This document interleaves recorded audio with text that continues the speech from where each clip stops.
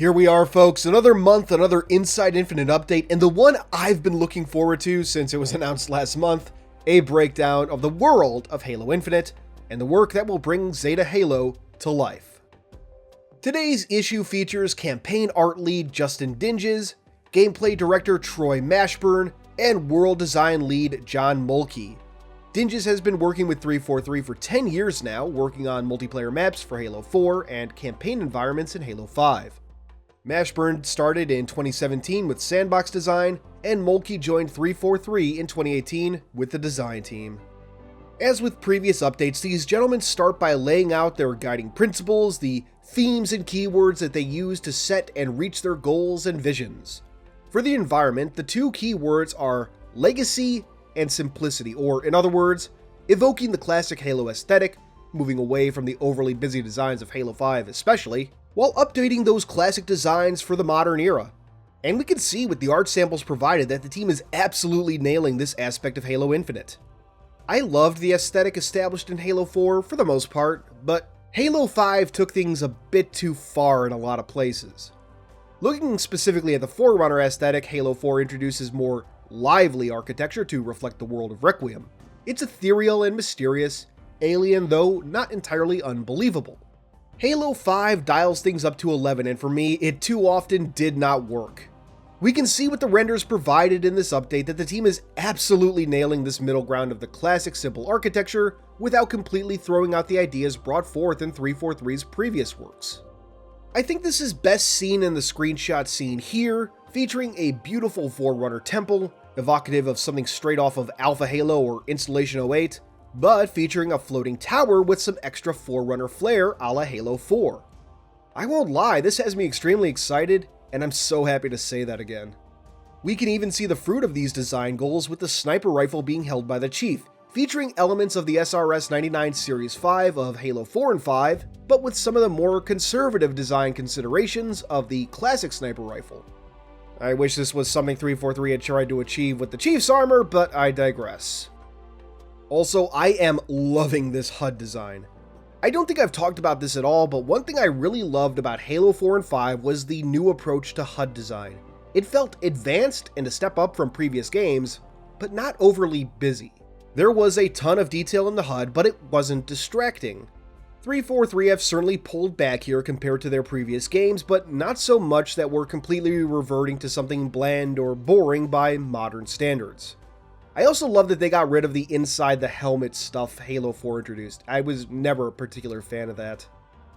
But moving on with the article, the team goes on to talk about terms that guide the experience such as super soldier, story-driven, and the broken record at this point, spiritual reboot. First, it's good to hear that a focus on telling the Chief's story is still at the center of the team's goals. I just hope it's being done in a way that will build off the foundation Halo 4 started and not work towards a re-establishment of the old status quo, as I've said before. That said, a little present featured in this article gives me some hope, which we'll talk about a little later. Looking more at the spiritual reboot principle, we get a bit more about that later on in the article. As we've come to expect, the idea here is to evoke the past while inviting new fans in, and from there, slowly evolving the sandbox and experience, introducing new elements and environments. It's stuff we've all kind of heard before or could figure on. As you likely know from my previous videos and statements, I'm eager to get past this talk about a spiritual reboot and focus more on how things will change and evolve. The article notes that the game starts the Chief in a fairly familiar environment, the grassy hills and rocky mountains evocative of Halo CE, modeled after the natural environments of 343's native Pacific Northwest. And we know that we'll see more diverse environments later on, as evidenced from the E3 2018 announcement trailer. I'm eager to eventually see what familiar and new environments we may see as we explore Zeta Halo. Speaking of exploration, a particular detail that the team discusses, one I think we've been eager to hear about and see, is Zeta Halo's day and night cycle. Presented for the first time in this screenshot that accompanies the update, we get to see a sample of how the environment looks at various times of day. I know I'm not alone in looking forward to this particular aspect of Infinite.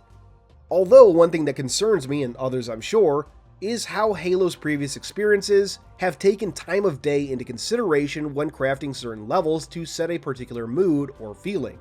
Truth and Reconciliation and Nightfall in particular come to mind, though they aren't alone. Naturally, I'm sure the designers have taken the new day-night cycle into consideration when it comes to crafting new experiences. I'll be interested to see how the same encounter might play out differently depending on when a player decides to tackle it. Like, might we see different wildlife around depending on the time of day, or might different musical cues play?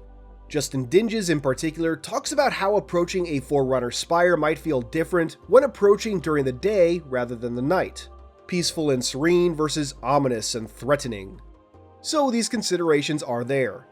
If nothing else though, the skybox in these screenshots looks amazing, so I'm glad that at least 343 is keeping up the tradition of gorgeous Halo skyboxes. For Halo, the locations have always been as much of a character as the Chief and Cortana, usually the latter, telling their own story through the architecture and environment, especially when it comes to Forerunner locations. Zeta Halo being the principal setting for Infinite is no exception, and given the new avenues of exploration, this principle is more important than ever. As fans have speculated, and as has been confirmed, while the game will set players on a golden path to, quote John Mulkey, there will be avenues to explore off the beaten path with their own stories to discover. These may be evidence of recent battles or diving into the deeper past of Zeta Halo. This exploration is only enhanced by the expansion of the sandbox, in particular items like the grapple hook, which allows players to traverse the terrain in ways never before available. In particular, the team discusses how items like the grapple basically force them to reconsider the way environments are built. Areas in previous games that could simply be locked away with invisible walls suddenly needed to be fully realized so as not to hinder the potential of exploration and player experience, at least to some degree. I think we can all get excited about that, what locations and vistas we might be able to reach and witness. And of course, this brings up the question of these experiences in co-op. While few details are given, the team seems genuinely excited about the co-op experience, wherein different playstyles will be able to shine through given the new mechanics and sandbox items. For me in particular, I want to know if we're going back to the whole Chief clones thing of Halo CE, Halo 2, and Halo 4.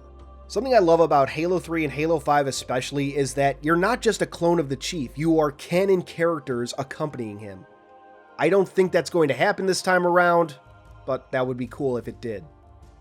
Speaking of reaching new locations though, UI designer Eric Richter mentions at the end of the article his own work on the Bounds Hud Warning, meaning soft barriers will return.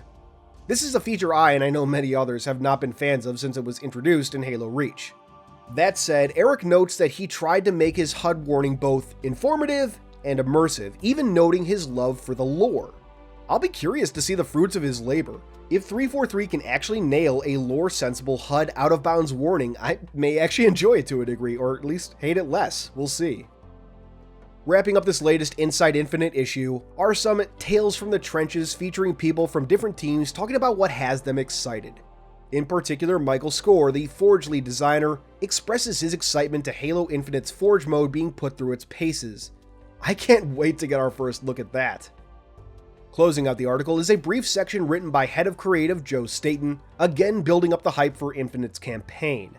In particular, he notes that 343 isn't necessarily building an open-world game, but a Halo in which players are freer to guide their experience than ever before. To, as Joe puts it, survey a battle space, plan your attack, engage the enemy, deal with whatever surprises the sandbox throws your way, and then rearm for the next battle. All the while, a strong narrative guiding the experience. During this, Joe specifically notes that there's no crafting system, and I've seen a few people latching onto this particular statement. I don't think we ever really expected an actual crafting system, but we do need to remember that there will be upgrade mechanics in this game. I just wanted to bring that up in case there was any confusion or something was unclear or anything. Looking forward, next month will feature a sit-down with the audio team, followed by a talk with the PC team in April. So plenty to look forward to. And of course, make sure you're signed up for the Halo Insider program so when fighting inevitably begins, you're ready to join in. Also, if you have any questions about Infinite, you can let 343 know on Twitter with the hashtag Ask343. Questions may be answered in the next Ask 343 video. Now, I want to circle back to some of the images that came during this update. I've talked a lot about the Forerunner aesthetic, but I also wanted to point out the weathering present on a lot of this architecture, akin to the design direction Bungie took with Delta Halo in Halo 2, and particularly the Arc in Halo 3. While sturdy, these structures have clearly been here for a long time, speaking to the ring's ancient history. In the past, especially when Infinite was announced, I talk about how one could think of the Halo 4 and 5 architecture as reflected of the Ecumene at the height of their power, grandiose, and highly expressive. Much like modern architecture, it takes full advantage of the time and resources the civilization has at its disposal to show off their might and power. Conversely, the architecture of Halo CE through Halo 3 are the forerunners at the end of their civilization. While still grand and awe-inspiring, it's much more practically built and rigid, at least as far as the forerunners go. Zeta Halo is, being a ring constructed between the forerunners' height and their fall, a middle ground between these architectures, grand in scope but starting to scale things back a bit. One thing I particularly wanted to bring up was this mysterious, I'm guessing, ship in the background of a couple screenshots. It's impossible to say what it is for sure, of course, but it's worth addressing. Might it be a banished ship of sorts? The design kind of looks like a Spirit dropship, though I think it's much bigger than that. Maybe it's a Carve, the new banished ship mentioned in Halo Shadows of Reach. Alternatively, it could be something Forerunner, perhaps a mechanism aiding in the repairs for Zeta Halo. I'm personally leaning towards the banished ship angle, but let me know what you all think in the comments below. And finally, let's talk briefly about these Banished Banshees in this last screenshot. We've previously gotten a preview of them thanks to Mega Constructs, at the time able to see that 343 was sticking to the Type 26B design first introduced in Halo Reach. And that's my personal favorite design, so I'm okay with that. Overall, I love this design. It's recognizable and has a fantastic Banished aesthetic. I cannot wait to pilot these myself, maybe even hijack one with the grapple hook. Overall, the extra time 343 is taking with Infinite is paying off in spades. I hope we get to see more of the game in action before E3 this year, whatever form that takes. Never mind any flighting before the fall. So, what did you all think of this update? Let me know in the comments below.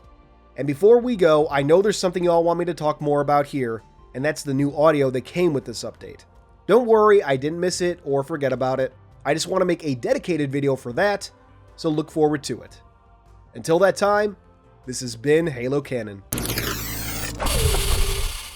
Hey y'all, thanks again for checking out this video. I really hope you liked it. If you did, consider subscribing and maybe even hitting that notification bell. I deeply appreciate it and it helps out the channel. But regardless of your decision, thanks for watching, keep on being awesome, and stay tuned, Canonites.